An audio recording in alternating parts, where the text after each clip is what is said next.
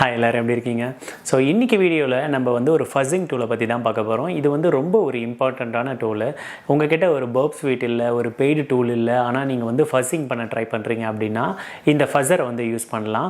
So இந்த டூலோட பேர் வந்து எஃப்எஃப் அப்படின்னு சொல்லுவாங்க. ஃபஸ்ட் ஃபாஸ்டர் யூ ஃபூல் அப்படின்ட்டு தான் இந்த டூலுக்கே பேர் வச்சுருக்காங்க. இந்த டூல் தான் வந்து மோஸ்ட்டாக பாதி பேர் வந்து 2 ஃபஸ்ஸராவது கண்டிப்பாக அவங்களோட கம்ப்யூட்டரில் ரெடியாக வச்சுருப்பாங்க பக் பவுண்டி பண்ணுறவங்க. ஸோ கடன்ட்டு என்ன பண்ணுவாங்க, இந்த பாத் ஃபைண்ட் பண்ணுறது, எல்எஃப்ஐ எக்ஸசஸ் ஃபைண்ட் பண்ணுறது, இந்த ரெஸ்பான்ஸ் கோடை வச்சு கடன்ட்டு அவங்க அந்த டைரக்டரியை ஃபைண்ட் பண்ணுறது. ஸோ இந்த மாதிரி எல்லாத்துக்குமே வந்து டர்பஸ்டர் ஃபஸ்ஸு எஃப்எஃப் இந்த மாதிரி தான் வந்து யூஸ் பண்ணுவாங்க. ஸோ அதில் ஃபஸ்ட்டு வந்து எஃப்எஃப்ஐ வந்து இன்றைக்கி நான் உங்களுக்கு காமிக்கிறேன். ஸோ அடுத்த வீடியோவில் வந்து அதே மாதிரி ஒரு டூல் எப்படி இன்ஸ்டால் பண்ணுறது, எப்படி ஒர்க் ஆகுதுன்ற டெமோவும் உங்களுக்கு காமிக்கிறேன். இப்போது வீடியோக்குள்ளே போகலாம். ஃபஸ்ட்டு வந்து கூகுள் ஓப்பன் பண்ணிக்கோங்க. கூகுள் ஓப்பன் பண்ணிவிட்டு நீங்கள் என்ன பண்ணுங்கள், எஃப்எஃப் GitHub அப்படின்ட்டு டைப் பண்ணிவிடுங்க. ஸோ எஃப்எஃப் GitHubன்னு டைப் பண்ணிங்கன்னா ஃபஸ்ட்டு யூஆர்எல்லே வந்து உங்களை GitHub தான் கொண்டு போகும்.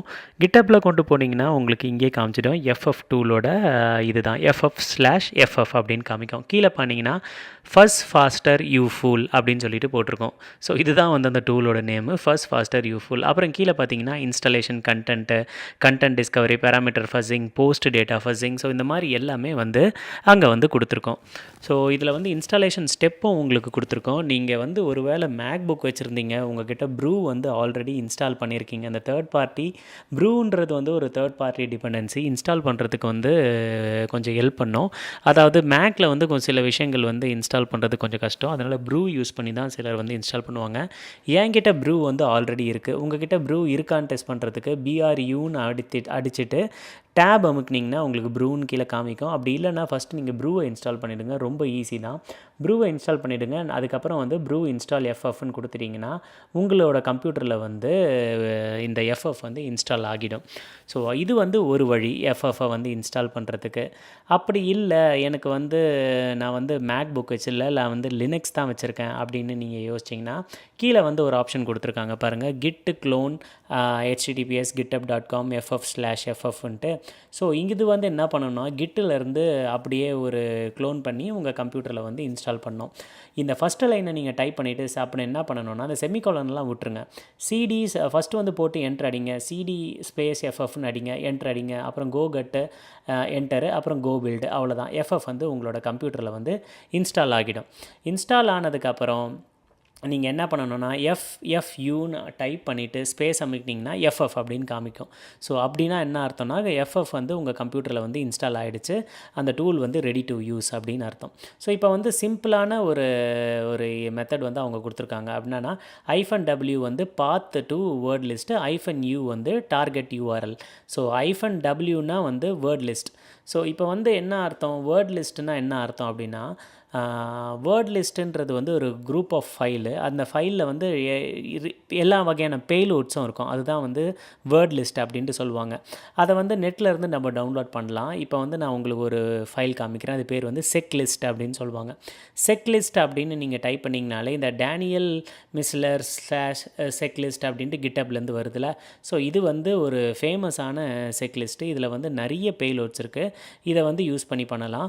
இதை வந்து நீங்கள் எய்தர் க்ளோன் பண்ணி உங்கள் கம்ப்யூட்டரில் டவுன்லோட் பண்ணி இன்ஸ்டால் பண்ணிக்கலாம், க்ளோன் பண்ணிக்கலாம். அது வந்து என்ன பண்ணணும்னா யூசர் ஷேர் வேர்ட் லிஸ்ட்டுக்குள்ளே போய் உட்காந்துரும். ஒன்று நீங்கள் அதை பண்ணலாம். நான் ஆல்ரெடி இதை பண்ணியிருக்கேன். ஸோ அதனால் எனக்கு வந்து திரும்பவும் அது வராது. நான் டைப் பண்ணேன்னா செக் லிஸ்ட் ஆல்ரெடி எக்ஸிஸ்ட் அப்படின்ட்டு எனக்கு காமிக்கும். ஸோ இன்னொரு டைரக்டரி எனக்கு க்ரியேட் பண்ண விரும்பல. ஸோ அது எய்தர் நீங்கள் இப்படி பண்ணலாம். அப்படி இல்லைனா என்ன பண்ணலான்னா இந்த பேஜுக்கு நேராக மேலே போனீங்கன்னா அந்த மேலே போன இடத்துல வந்துட்டு நீங்கள் வந்து இந்த ஃபைலை டவுன்லோட் பண்ணுறதுக்கு ஒரு ஆப்ஷன் மாதிரி ஒன்று கொடுத்துருப்பாங்க. அங்கே நீங்கள் டைரெக்டாக போய் நீங்கள் பண்ணலாம். ஒரு வேளை உங்களுக்கு இதே மாதிரி ஆல்ரெடி எக்ஸிஸ்ட்னு காமிச்சிங்கன்னா நீங்கள் இதுக்கு முன்னாடி ப்ரீவியஸாக பண்ணியிருப்பீங்க. அதை ஃபஸ்ட்டு பார்த்துக்கோங்க, அதையே வச்சு யூஸ் பண்ணிக்கோங்க, தேவையில்லாமல் டவுன்லோட் பண்ண வேணாம். இந்த கோடுக்கு கீழே போய்ட்டு டவுன்லோட் ஜிப் அப்படின்னு கொடுத்தீங்கன்னா இங்கே பார்த்தீங்கன்னா செக் லிஸ்ட் வந்து டவுன்லோட் ஆக ஆரம்பிச்சிடுச்சு. டவுன்லோட் ஆன ஃபைலில் வந்து நீங்கள் என்ன பண்ணலாம், ஜஸ்ட்டு உள்ளே போய் ஓப்பன் பண்ணி டபுள் கிளிக் பண்ணிங்கனாலே போதும். இது வந்து எக்ஸ்ட்ராக்ட் ஆகி உங்களுக்கு வந்து ஒரு ஃபோல்டராக கொடுத்துரும். ஸோ ஃபோல்டருக்குள்ளே வந்து ஏகப்பட்ட ஃபோல்டர்ஸ் இருக்கும். அந்த ஃபோல்டர்ஸ்குள்ளே செக்லிஸ்ட்டுக்குள்ளே ஃபைல்ஸ் இருக்கும். அதுதான் வந்து செக்லிஸ்ட்டு.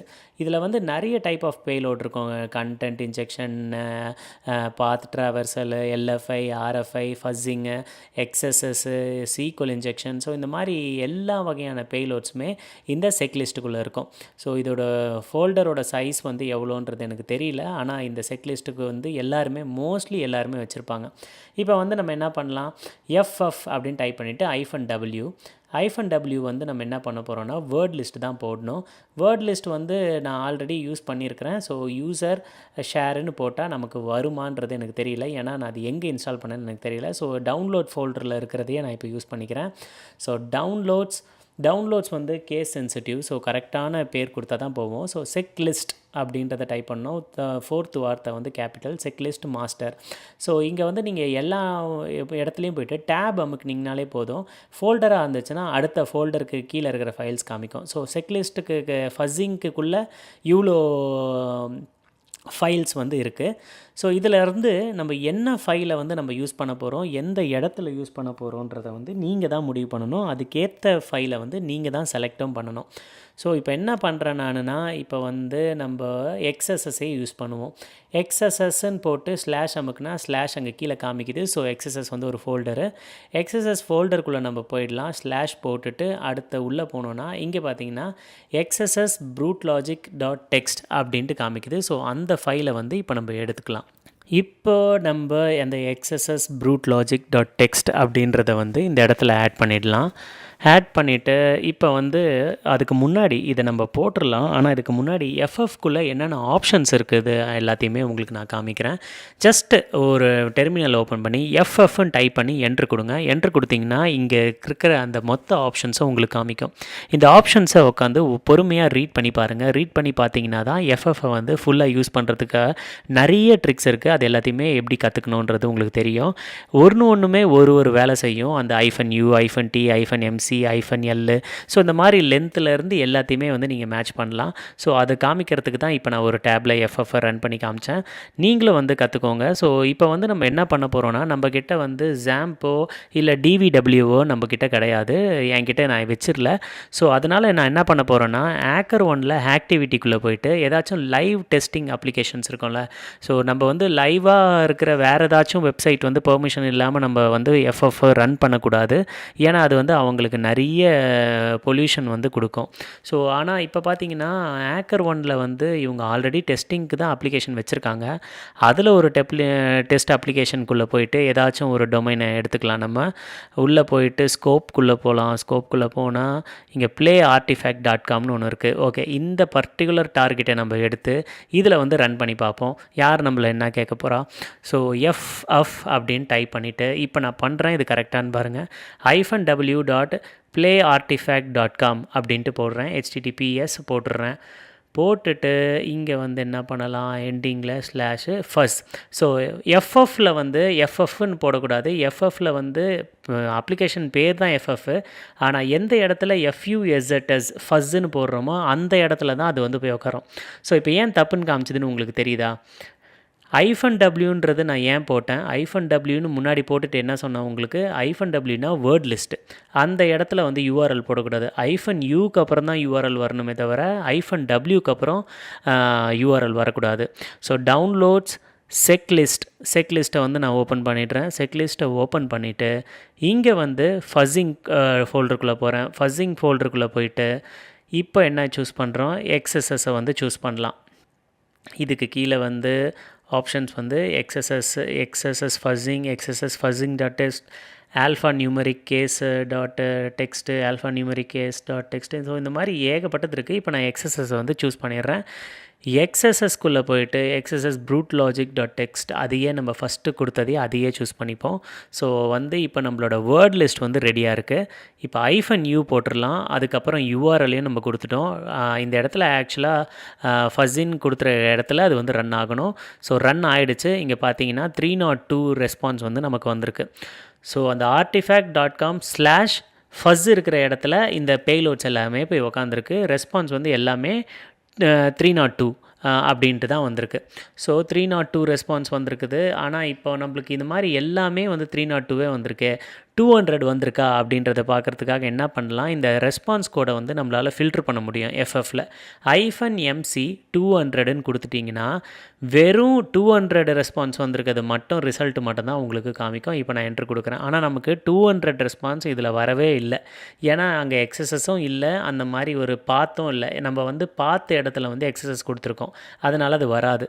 ஸோ இது ஜஸ்ட் ஒரு டெஸ்டிங்காக உங்களுக்கு நான் காமிக்கிறேன், அவ்வளோதான். இப்போ வந்து 302 காமிச்சா அங்கே இருக்கிற எல்லாம் காமிச்சது. 500னா 500 இல்லை, அதனால் நமக்கு எந்த ஒரு இதுவுமே நம்மளுக்கு காமிக்கவே இல்லை.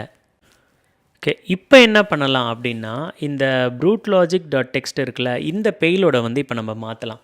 ஸோ எக்ஸசஸ் வந்து இப்போ நம்ம பண்ண வேணாம், ஆல்ரெடி ஃபஸிங் வந்து அந்த இடத்துல நான் பண்ணி காமிச்சிட்டேன்.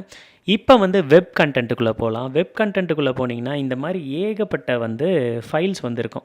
ஸோ இதில் வந்து நம்ம என்ன பண்ணலாம், இப்போது டேரக்ட்ரிக்குள்ளே போயிட்டு டேரக்ட்ரி லிஸ்ட் அப்படின்றத டைப் பண்ணுவோம். ஸோ டேரக்ட்ரி லிஸ்ட்டுக்குள்ளே போனீங்கன்னா 1.0.txt. ஸோ மேலே வந்து உங்களுக்கு இருக்கும் இதோட பேர். So directory list 1.0.txt file இருக்குது. ஸோ அங்கே வந்து இப்போ நான் அதே /fuzன்னு கொடுத்துருக்குல, அந்த இடத்துல இதையே கொடுத்து ரன் பண்ணி காமிக்கிறேன். ஸோ பார்த்தீங்கன்னா இப்போ தான் கரெக்டாக நம்ம டேரக்ட்ரி பார்த்துருக்கா அப்படின்றத சர்ச் பண்ணோம். ஸோ artifact/fuzz கொடுக்கும்போது அந்த இடத்துல ஏதாச்சும் இந்த நேமில் ஏதாச்சும் ஒரு ஃபோல்டர் இருந்துச்சுன்னா அந்த ஃபோல்டர் வந்து கீழே நம்மளுக்கு 200 ஓகே வந்துடும். இதை ஸ்டாப் பண்ணணுன்னா Ctrl+C கொடுத்து நீங்கள் ஸ்டாப் பண்ணிடலாம். ஸோ Ctrl+C அப்படி இல்லைனா Command+C உங்களோட லேப்டாப்பில்.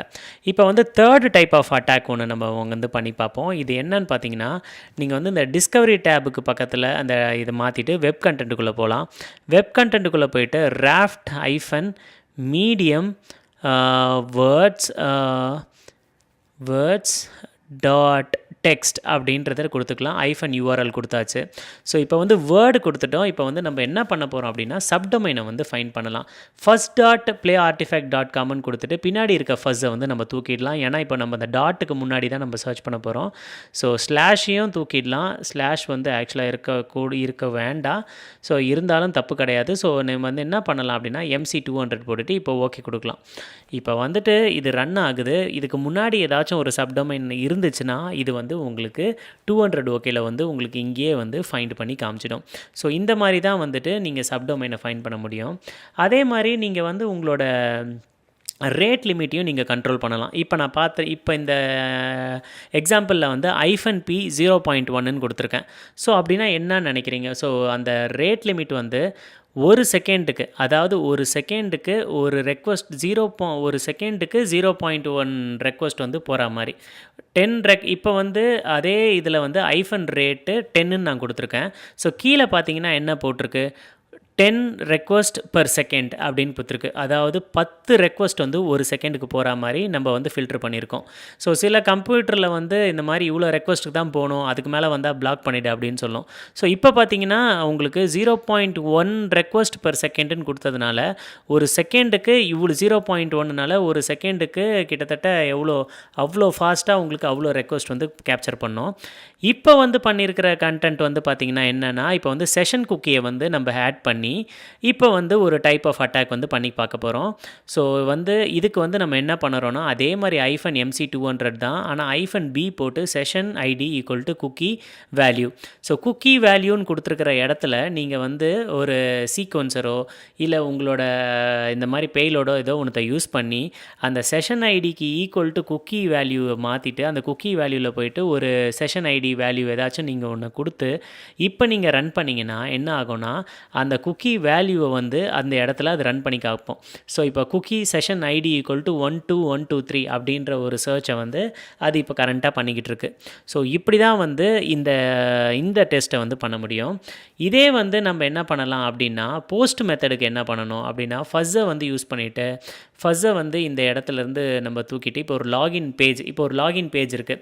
For example login.php. இப்போ ப்ளே ஆர்டிஃபேக்டில் login.phpன்னு ஒன்று இருக்குன்னா -next போஸ்ட் மெத்தட் கொடுத்துட்டு -d user name = admin password = fuzz. So ஃபஸ் இருக்கிற இடத்துல நம்மளோட பேலோடு வந்து ரன் பண்ணும். ஸோ இந்த மாதிரி தான் வந்து ஃபஸ்ஸை வந்து நீங்கள் யூஸ் பண்ணணும். ஸோ எஃப்எஃப் வந்து எப்படி இன்ஸ்டால் பண்ணுறது, எப்படி வந்து லைவாக வந்து ஒர்க் பண்ணி காமிக்கிறது எல்லாத்தையுமே உங்களுக்கு நான் இன்றைக்கி காமிச்சேன். ஸோ இந்த வீடியோவில் இருந்து உங்களுக்கு எஃப்எஃப் வந்து எப்படி இன்ஸ்டால் பண்ணி எப்படி யூஸ் பண்ணுறதுன்ற ஒரு ஐடியா உங்களுக்கு தெரிஞ்சிருக்கும். ஸோ நான் காமிச்சது வந்து ஒரு சின்ன ஃப்ளோ தான். ஆனால் வந்து எஃப்எஃப்பில் வந்து நிறைய இன்னும் கண்ட்ரோல்ஸ் இருக்குது. நீங்கள் வந்து உங்களோட ரேட் லிமிட்டு, லென்த்து எல்லாத்தையுமே நீங்கள் மேட்ச் பண்ணலாம். ஆனால் அந்த அளவுக்கு டீப்பாக போக வேணாம். இது தெரிஞ்சாலே போதும். ரெஸ்பான்ஸ் கோடை நீங்கள் ஃபில்டர் பண்ண தெரிஞ்சிங்கனாலே போதும். எம்சி யூஸ் பண்ணி அதை வச்சே நீங்கள் ஆல்மோஸ்ட் கடகடன்ட்டு உங்களோட வேலையை பண்ணலாம். நீங்கள் லென்த்தெல்லாம் கண்ட்ரோல் பண்ணி எதுவும் பண்ண போகிறது கிடையாது. ஸோ அந்த மாதிரி வந்து ஒரு லிமிட்டாக நீங்கள் இந்த எஃப்எஃப்ஐ யூஸ் பண்ணிடலாம். நான் இன்றைக்கி யூஸ் பண்ணது வந்து ஆக்டிவிட்டியிலேருந்து எடுத்து ஒரு ஆக்கர் ஒன்லேருந்து எடுத்து நான் பண்ணி காமிச்சேன். ஸோ இந்த லைவ் மிஷினில் எதுவுமே பண்ணாதீங்க, லைவ் வெப்சைட்டில் எதுவுமே பண்ணாதீங்க. அது அவங்களுக்கு ஒரு பெரிய டார்ச்சராக போய் முடியும். ஸோ நான் வந்து ஒரு பேக் எண்ட் சப்போர்ட்டில் இருக்கிறதுனால அதை நான் சொல்கிறேன்.